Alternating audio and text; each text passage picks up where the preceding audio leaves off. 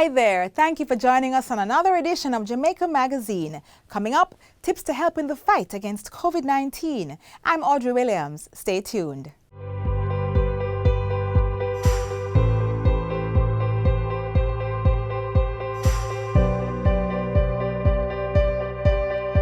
Jamaica's COVID-19 vaccination plan is still in effect.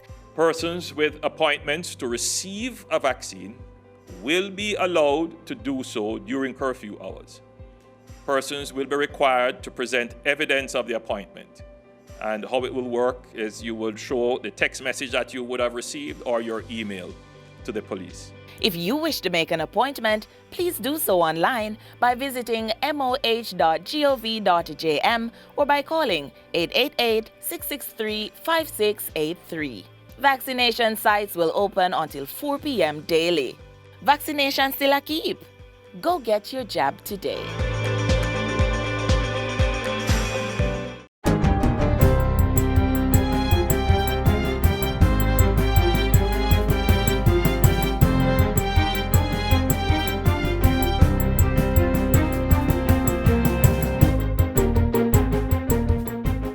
Good day, I'm Stephen McHugh and this is your JIS News for Friday, April 9, 2021. Prime Minister Andrew Holness says Jamaica is ready to provide support to neighboring St. Vincent and the Grenadines, which is on red alert for more eruptions at the La Soufriere volcano. Mr. Holness gave the commitment yesterday during a call with that island's Prime Minister, Ralph Gonsalves. A statement from the Office of the Prime Minister says Mr. Holness expressed solidarity with the government and people of St. Vincent and the Grenadines. He also committed to placing Jamaica's Disaster Assistance Relief Team, DART, at the ready should they need to be deployed. During the call, Prime Minister Gonsalves outlined the disaster response arrangements in place through the efforts of the Vincentian government with the support of the Caribbean Disaster Emergency Management Agency, CDEMA, and the Regional Security System. He said further arrangements would be implemented with the support of regional and international partners as well as the private sector. Both prime ministers expressed confidence in the arrangements thus far, even as they identified potential challenges and discussed areas within which Jamaica could assist. The two leaders further agreed to remain in touch on evolving needs. Within the framework of CDEMA, Jamaica is the focal point for disasters in the Northern Caribbean. However, the DART has provided emergency support in the Eastern Caribbean. Back on local soil, Jamaica has received a shipment of 75,000 doses of the AstraZeneca vaccines through the African Medical Supply Platform. The shipment, which arrived yesterday, will allow the government to continue the program of immunization against COVID-19. Health Minister Dr. Christopher Tufton, who accepted the shipment at the Norman Manley International Airport, thanked the people of South Africa and the African Medical Supply Platform for the donation. This shipment represents the third shipment, the first, of course, being a gift from India, the second being through the COVAX facility, and then this third one coming out of Africa as a gift. We expect a fourth shipment in another 2 weeks or so from COVAX. Now that should be about 50,000 doses. Dr. Tufton says the intention is to utilize this vaccine in the major blitz planned for this weekend. It's the first national rollout. You will recall we have had 2 Saturdays at the national arena. We're targeting probably 50,000 or so persons over a 3 to 4 day period. The island-wide mass vaccination exercise started today and will run throughout the weekend to Tuesday next week.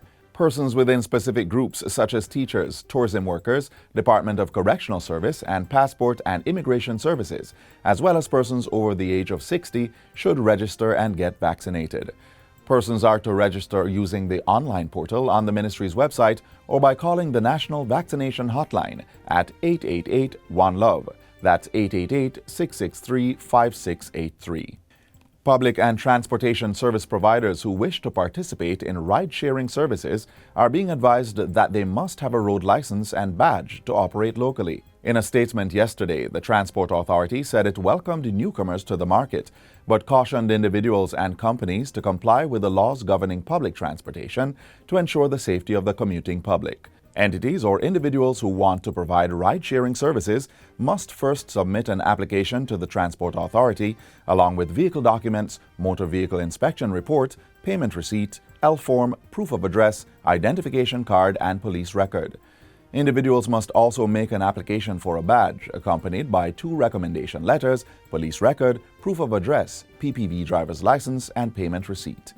They will also need to complete the mandatory training course. In the meantime, the Transport Authority is reminding persons who provide public transportation services without the necessary road licenses or badges that they will face prosecution. Government will shortly be providing support to approximately 124 Jamaican athletes who are preparing for the Tokyo Olympic and Paralympic Games scheduled for July 23 to August 8, 2021. The news was revealed by Sports Minister Olivia Grange during a press statement yesterday. We will provide them with funds, an amount, 2-week periods from now through to the Olympics. In fact, it will total approximately $45 million in support. She says the Paralympic athletes will receive the stipends that are being provided through the Athletes Assistance Program in collaboration with the Institute of Sports in 3 weeks' time. Athletes from 6 disciplines, swimming, rugby, gymnastics, boxing, karate, and track and field, will be receiving disbursements. She also announced that the athletes will receive mental health support as they prepare for the Games. We have introduced this mental health program in collaboration with an international body and our local mental health experts to provide support. And finally, Prime Minister Andrew Holness is pleading with persons who may have information regarding the death of primary school teacher Natalie Dawkins to come forth. Mr. Holness says that, like many other Jamaicans, he closely followed the developments surrounding Miss Dawson's disappearance. He offered deepest condolences to teacher Dawkins' immediate family and loved ones, while noting that the education sector is near and dear to him. Miss Dawkins went missing more than a week ago.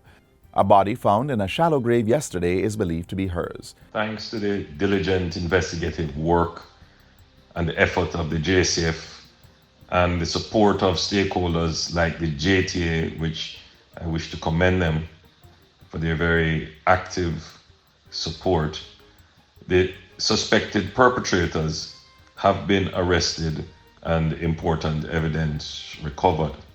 The Prime Minister says that while in such crimes it is difficult to predict and anticipate their occurrence, with increased information flow between citizens and law enforcement, more preventative actions can be taken. The government has invested heavily in the intelligence, forensic, and cyber capabilities of the police to solve crime, and we are seeing this reflected in the quick response in the interdiction of perpetrators.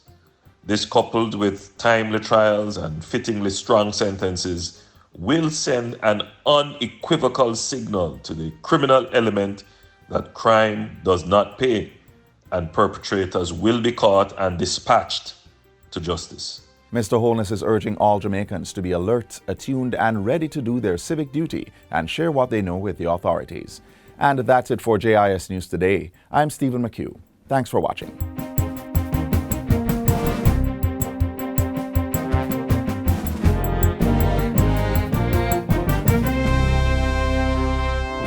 Jamaica is a beautiful place. Our people have a beautiful spirit, but we are too aggressive, and the way we interact with our friends and neighbors, I genuinely believe that we have the capacity to deal with this problem of violence. But it's going to take all of us. It's going to take every organized group of Jamaicans that we fundamentally reject violence.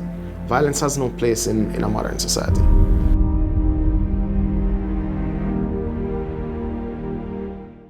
Are you still unsure about whether or not you should get vaccinated? Up next, Professor Peter Figueroa outlines the development, testing, and safety of the COVID-19 vaccine.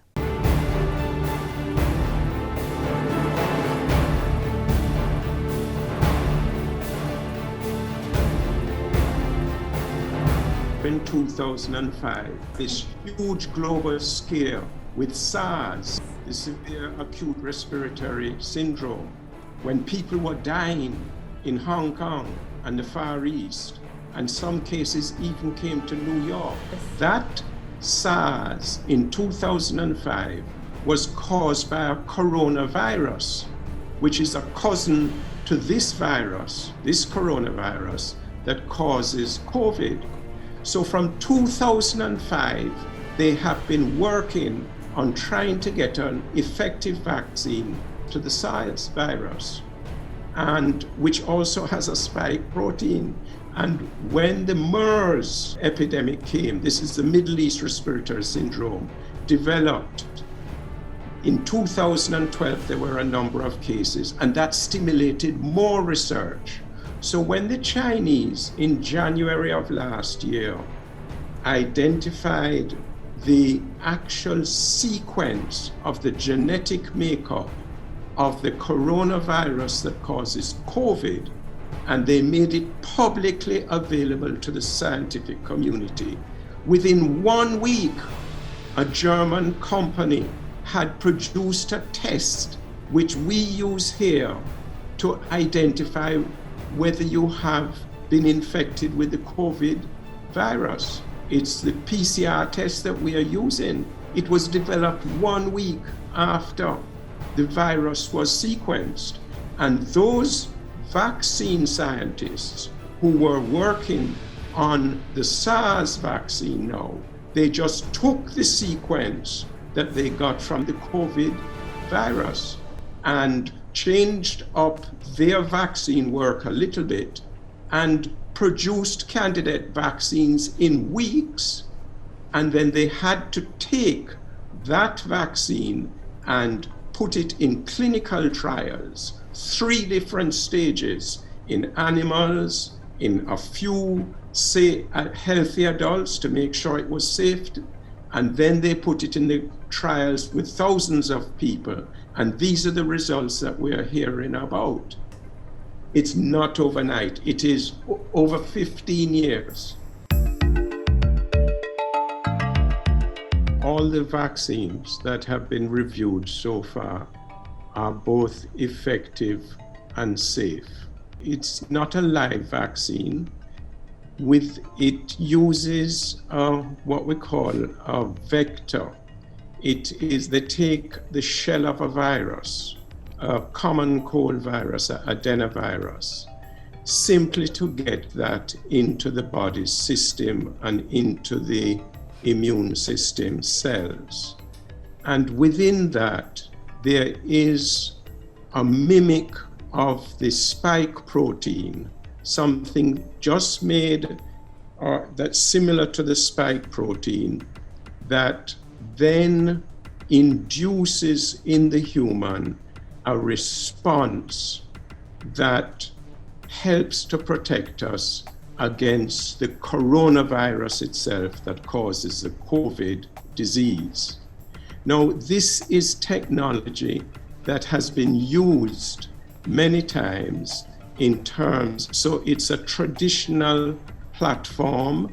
There is no adjuvant, there is no harmful material in the vaccine, and the material in the vaccine that goes into the cells is rapidly broken down and removed by the body through normal methods.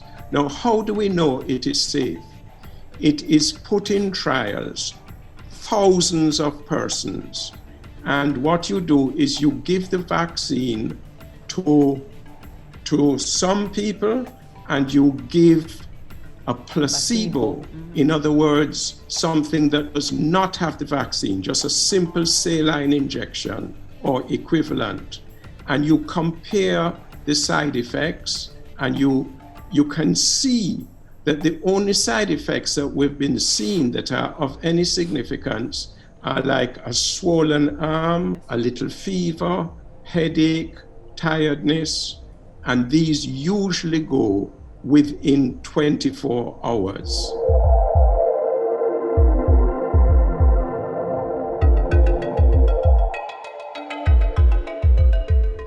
Now, why it's so important to have this comparison group that you give the placebo is because in every population, you will find that people develop different conditions from time to time.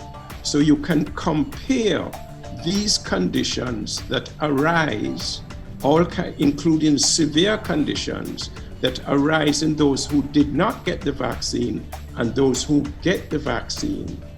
And you can see that there is a similar pattern of these conditions that arise.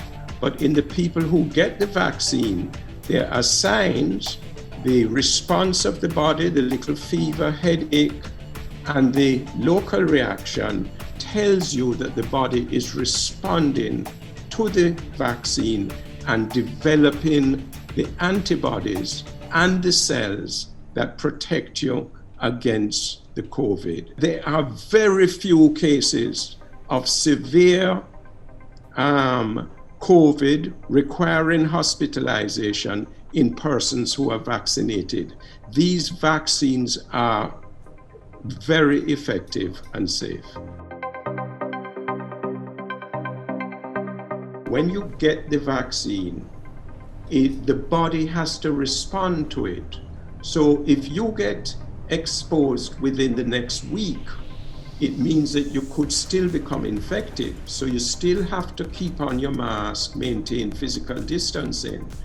Now, the AstraZeneca vaccine, it takes on average, I would say, 2 to 4 weeks for you to really begin to develop good immunity. And then you get your second dose after 4 to 12 weeks. And that immunity shows to be very, very good, because among the persons who have 2 doses, very few of them got the COVID, very few of them. But even after 1 dose, you could see where after a few weeks, persons were protected from COVID, but the protection was not as full as when you got the second dose. Vaccine trials have shown they have been taking place on all continents, and we have now in trials tested the vaccine in hundreds of thousands of people. These are very safe vaccines, and we don't anticipate any adverse reaction. The drug companies working through the COVAX arrangement that the WHO, World Health Organization, has coordinated, have said that the countries that are accessing the vaccines should sign an indemnity to essentially rid them of liability should anything happen. And that was the basis on which we would access the vaccine. The fact is that the process of getting to a vaccine, which the WHO would have validated, as was said earlier by Dr. Figueroa, gives us the comfort that we are getting a good product, a safe product. We recognize, because of the emergency approval process, why they would take this position. And what the government has done in response to that, or is doing in response, the government clearly will have to take on that responsibility. And so the Attorney General's Chamber, having gone through a process of discussion within the cabinet, would make necessary legal arrangements to meet those requirements. But at the same time, as a government, we clearly appreciate and understand that we have an obligation to our citizens. So we say to citizens, there is no need to fear. This is a safe product.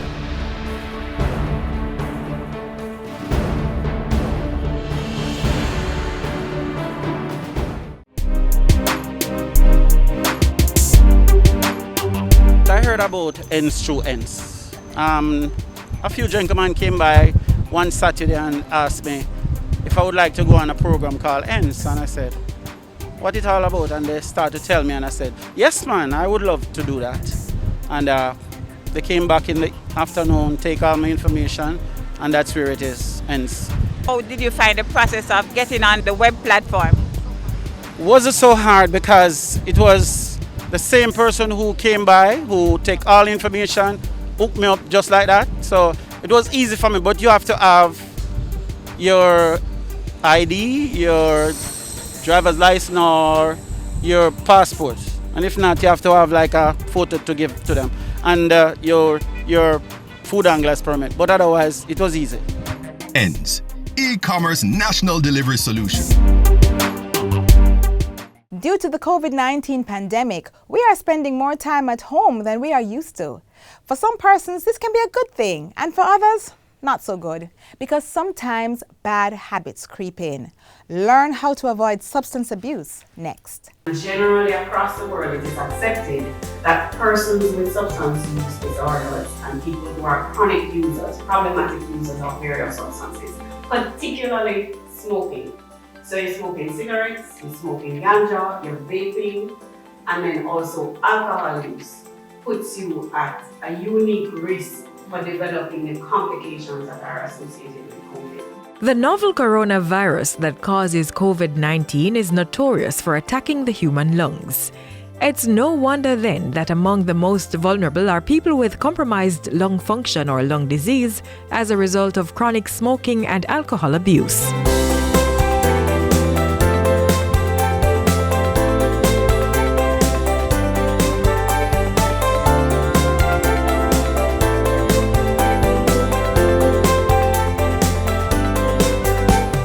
The National Council on Drug Abuse is now more than ever urging Jamaicans to reduce and avoid excessive smoking and alcohol use. Though persons may feel the need to resort to substance abuse during the COVID-19 outbreak due to stress, worry, and fear, this can be a detrimental move. Rather than relieving stress and worry, substance abuse will weaken the immune system, damage the liver and lungs, and put persons at greater risk for suffering the worst symptoms associated with COVID-19 and other life-threatening illnesses. Additionally, the behavioral practice of smoking also poses added risks. If a person's hands are contaminated, then putting a cigarette, spliff, or vaping device at their mouth will cause them to easily become infected with COVID-19. To reduce drug abuse among chronic users, the National Council on Drug Abuse has proposed a few coping mechanisms.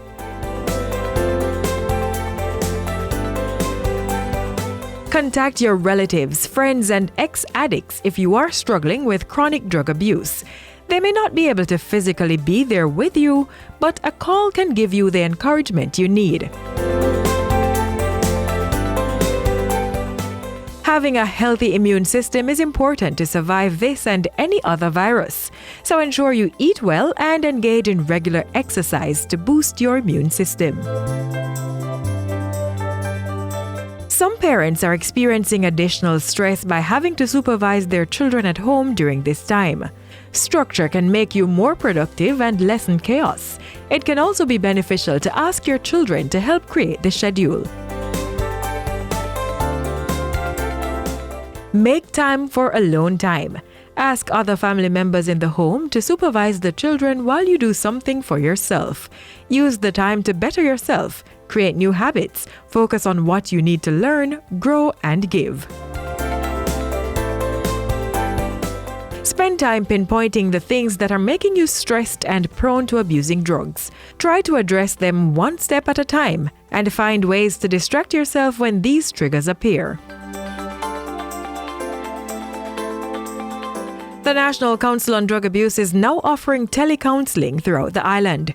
For the Eastern Office, persons can call 876-926-9002 or 876-469-2521 for the Central Office and 876-940-2240 for the Western Office.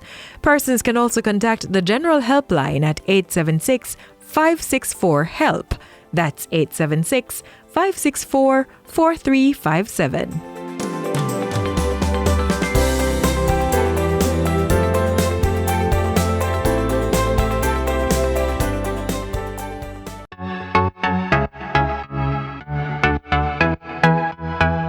The numbers keep climbing, and yet some of you are still complaining about curfew times.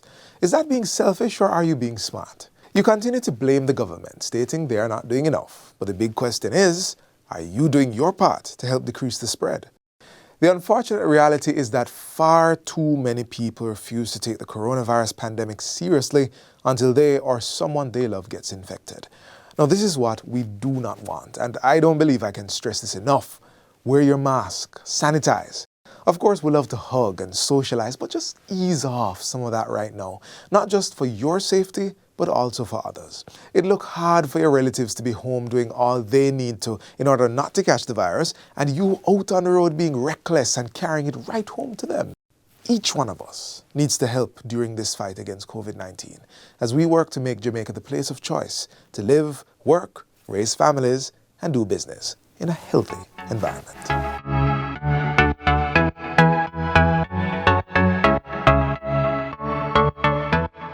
Jamaicans are a versatile bunch. We know how to make the best out of most, if not all, situations. Since the first case of COVID-19 in Jamaica, workplaces have had to implement work-from-home options, while Jamaicans have had to get even more creative to make two ends meet. If you would like to explore ways that you can work from home, then this next feature is for you.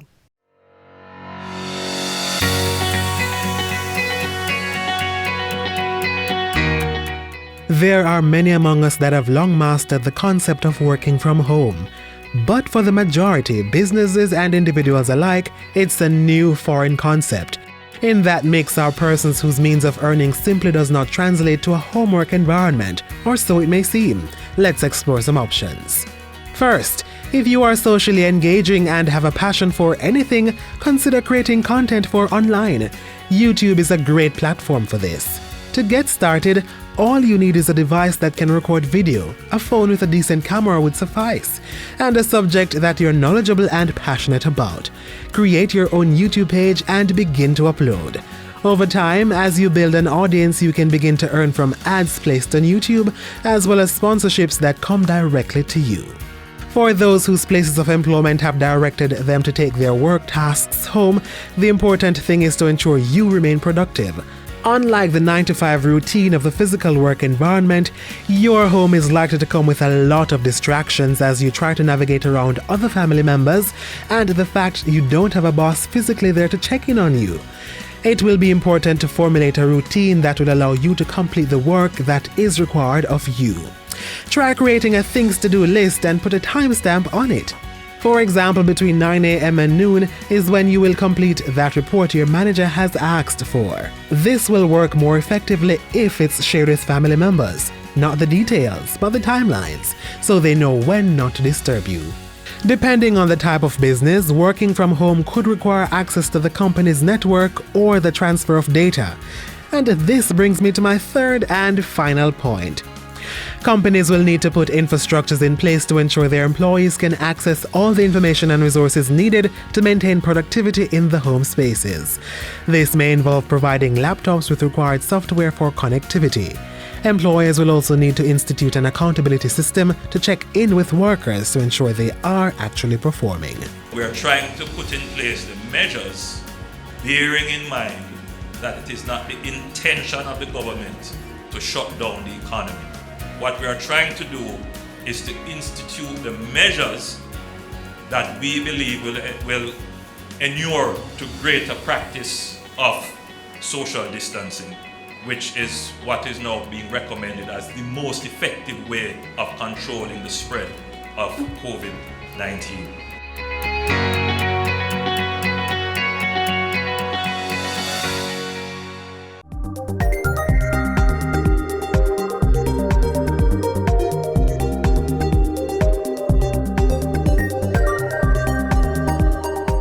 As we come to the end of today's show, we here at the JIS implore you to practice the COVID-19 protocols put in place by our government to reduce the spread of COVID-19.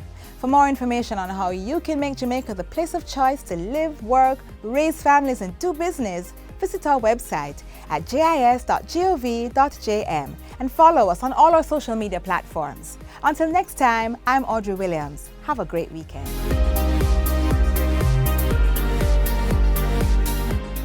This has been a production of the Jamaica Information Service, the voice of Jamaica.